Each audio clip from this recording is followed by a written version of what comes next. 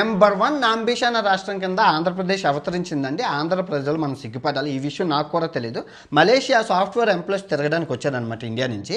So అందులో చాలా రాష్ట్రాల వారు ఉన్నారు. నేను మాట్లాడుతూ బీహార్ దగ్గరికి వచ్చేసరికి జోకులు వేసుకుంటే మీదే నా అంబిషన్ రాష్ట్రం అన్నాను. అంటే మీ అన్న ఇప్పుడు మేము కాదన్న నా అంబిషన్ మీరన్నా అన్నారు.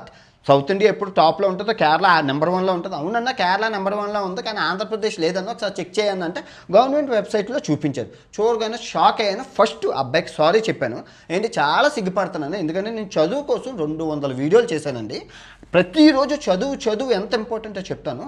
లోకేష్ గారు, మీరు ఐటీ మినిస్టరు, మీరే దీనికి బాధ్యత వహించాలి. దీన్నే మీరు సరిదిద్దాలి. ఎందుకంటే మీ నాన్నగారి హయాంలో నా స్కూలింగ్ అయిందండి. నా స్కూలింగ్ టైంలో గవర్నమెంట్ స్కూల్లోనే అయింది. సిబిఎం హై స్కూల్, పూర్ణ మార్కెట్, విశాఖపట్నంలో ఉంటుంది. అయితే అక్కడ మాకు అటెండెన్స్ ఉంటే చాలండి, పాస్ అయిపోతాం, మేము చదవాల్సిన పని లేదు. కానీ 10th క్లాస్ వచ్చేసరికి టీచర్లు అందరూ చెప్పారు, ఇంకా ఇక్కడ మీకు అటెండెన్స్తో కాదు, మీరు కష్టపడి చదవాలి, అప్పుడే ఎస్ఎస్సి బోర్డులో పరీక్షల్లో పాస్ అవుతాను.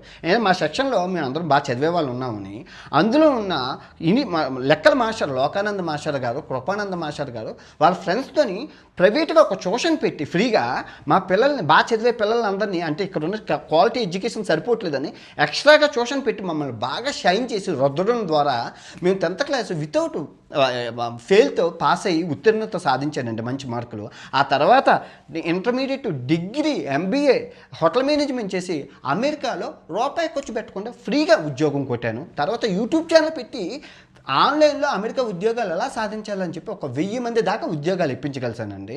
తల్లి నా అంబిషన్, మా తండ్రి నా అంబిషన్, తమ్ముడు నా అంబిషన్, వాళ్ళు పెట్టుబడి నా మీద పెట్టాను. కట్టిక పేదరికంలో పథకాలు తీసుకుంటూ వచ్చిన నేను నా దరిద్రాన్ని చదువు, అక్షర జ్ఞానంతో పైన పడేసి హ్యాపీగా ఉన్నానండి. ఒక విద్య లేనివాడు ఇంత పశువు. మీకు తెలుసు కదండి ఎడ్యుకేషన్ వాల్యూ. మీ నాన్నగారు అమెరికాలో మిమ్మల్ని చదివించాడు, ఎడ్యుకేషనల్ మినిస్టర్గా.